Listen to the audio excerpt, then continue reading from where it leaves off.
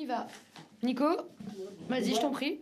Comment tu imagines la suite de ta carrière? Est-ce que tu entends rester à l'OM ou tu penses aller ailleurs? Déjà, j'aimerais bien finir la saison. Voilà, il reste 5 matchs décisifs. J'aimerais bien finir la saison et me poser cet été et réfléchir pour la suite. Gilles.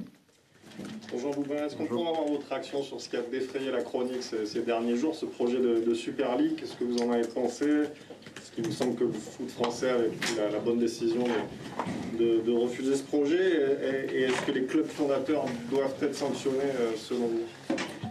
Ça, c'est pas à moi d'en juger tout ça. Après, je pense que ça a été clair pour tout le monde. Moi, je vais pas polémiquer sur ça ou en rajouter.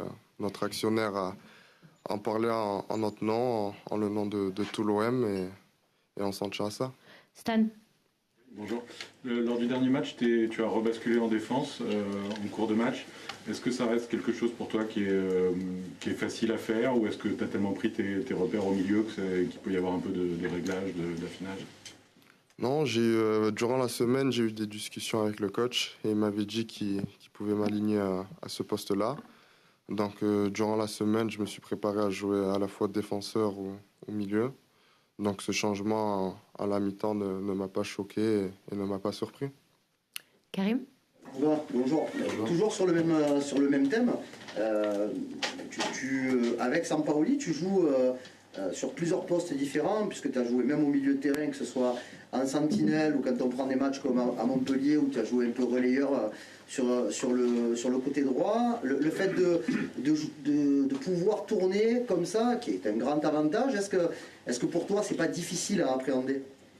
Non, du tout. Je prends ça avec plaisir. Ça me fait découvrir plusieurs postes. Le changement, il change. Donc, c'est à moi d'apprendre et de me corriger match après match. Après, c'est vrai que le coach peut m'utiliser à plusieurs endroits et il me l'a fait comprendre que je devais être prêt à n'importe quel moment à jouer à n'importe quel poste. Et tu parles de la communication avec le coach. Comment ça se passe au quotidien, avec lui, avec le staff?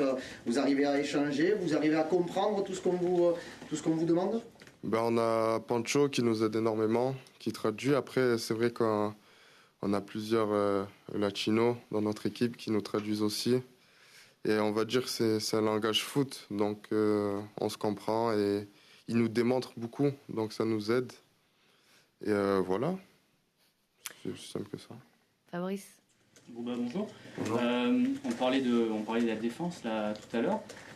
Vous êtes passé presque d'un extrême à l'autre avec André Villas-Boas qui prônait quand même la solidité et Sampaoli qui vous demande beaucoup d'attaquer. En quoi est-ce que c'est dur pour l'équipe de bien défendre? Et on voit que vous prenez pas mal de buts ces derniers temps. Car on attaque beaucoup et on est haut sur le terrain, donc ça ouvre des espaces. Et c'est vrai qu'avec le nouveau coach, il veut qu'on soit offensif, que nos latéraux montent beaucoup. Donc après, il reste les 3 centraux et on va dire un milieu.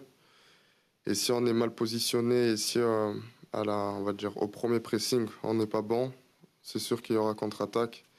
Et après, voilà, il faut avoir de la chance. Et c'est vrai qu'on joue dans un championnat où les attaquants sont assez bons et on ne doit pas concéder autant d'occasions parce que sinon on va se prendre beaucoup de buts. Nassim. Bonjour. Bonjour. Est-ce que tu ou toi et tes coéquipiers, vous arrivez à considérer que vous avez peut-être votre destin entre vos mains pour la 5e place quand on regarde le calendrier de Rennes qui va jouer Paris-Monaco, de Lens qui va jouer Paris-Monaco-Lille? Vous avez joué, on va dire, les plus gros, Montpellier aussi, mais Montpellier est derrière vous.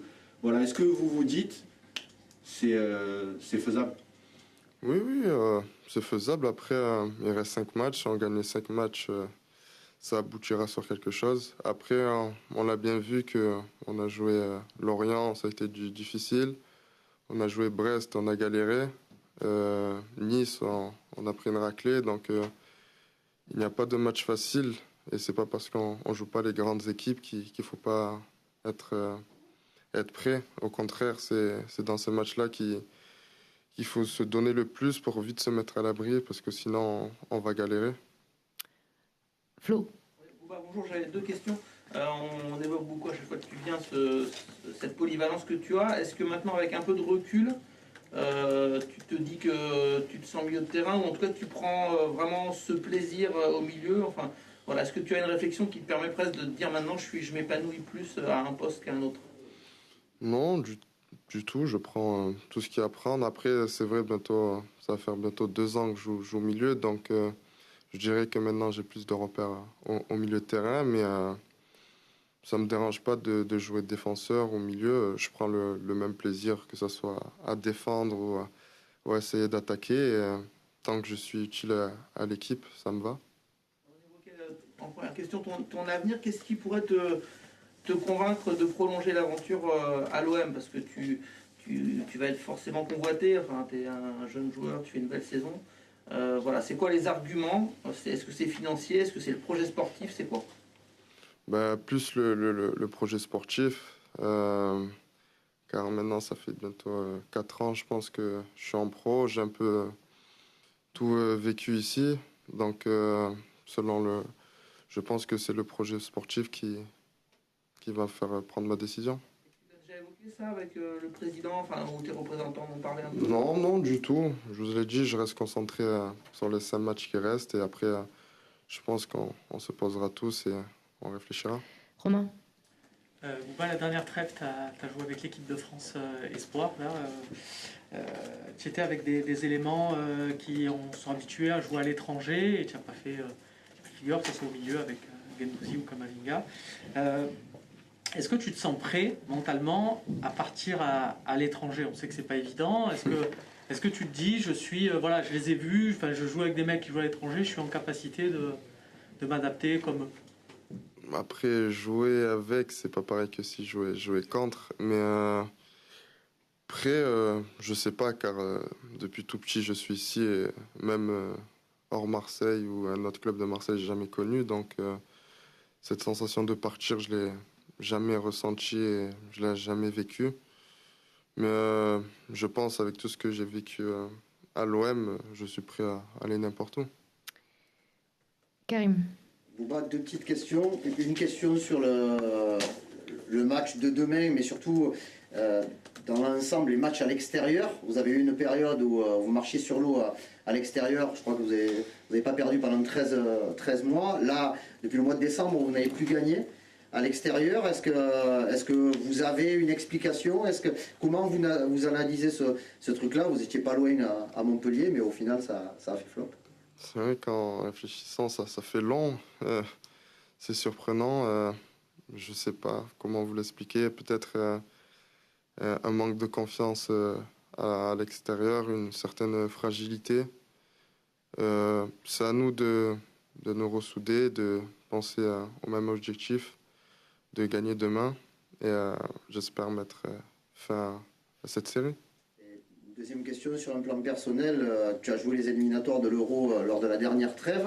Vous êtes qualifié, tu as commencé dans la peau d'un titulaire, tu l'as terminé en qualité de remplaçant. Quels sont tes objectifs personnels? Tu en as discuté avec le coach Ripoll pour la suite? Non, j'ai eu aucune discussion avec lui depuis la dernière trêve. Après, je travaille pour être de nouveau dans cette liste et à avoir une place de titulaire, mais après, il y a 23 très bons joueurs, il y a une forte concurrence et on va dire que le coach n'a pas beaucoup de temps pour faire ses choix, donc il fait ses choix et voilà, faut les accepter, les comprendre et travailler pour inverser la tendance. Fabrice. Bouba, tout à l'heure, tu parlais de l'importance du projet sportif pour la suite de ta carrière. Est-ce que le fait qu'il n'y ait pas Ligue des Champions l'année prochaine, c'est un élément que tu prends en considération et qui va te faire réfléchir pour la suite? Bon, non, du tout, car je pense que la Ligue des Champions, on savait très bien au vu de cette saison qu'on n'allait pas la faire. Il y a les 4 équipes de devant qu'on a du mal à aller chercher et qu'en 5 matchs, on ne peut pas aller chercher. Donc, c'est pas la Ligue des Champions qui me poserait un problème pour re-signer ou pas.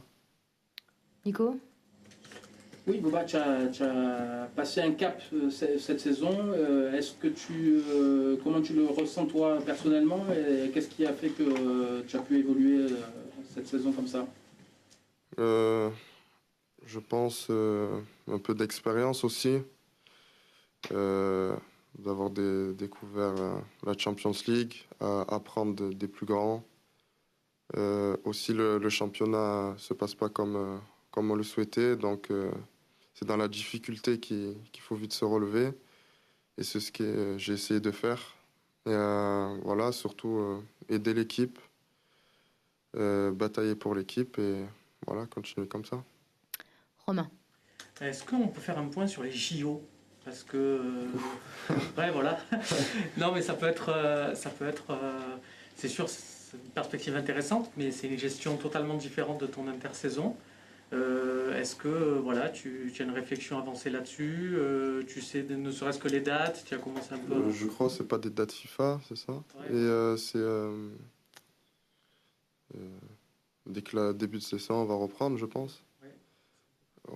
C'est vrai que c'est un souci par rapport au club sélection. Après, je pense que si je suis sélectionné, il y aura des discussions entre les deux parties. Après, c'est vrai qu'être un joueur et participer aux Jeux olympiques, ça fait rêver et c'est pas donné à tout le monde. Donc, je me prends pas la tête sur ça et c'est encore dans longtemps.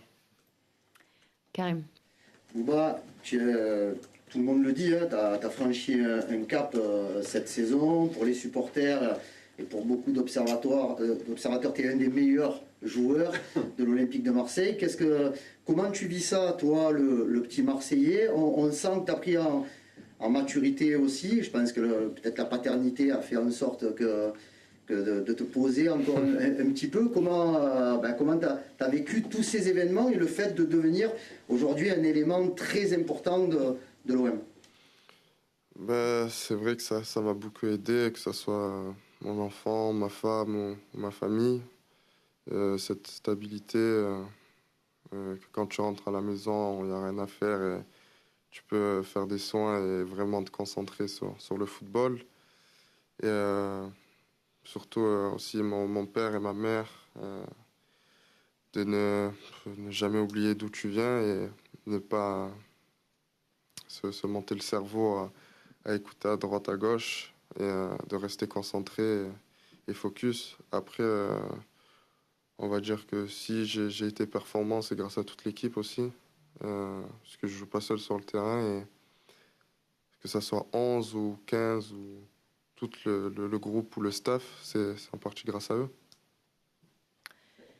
Dernière question, Flo. Je rebondis là-dessus, parce que j'y pense maintenant, mais une fois tu avais évoqué dans une interview le fait que ton père notamment allait en tribune et était un passionné des virages. Je peux plus là.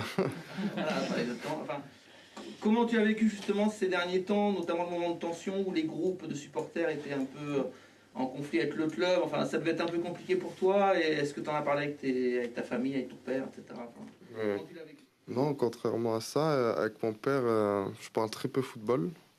Certes, il m'encourage et tout, mais je parle très, très peu football avec lui, et surtout pas de ça, de groupe de supporters.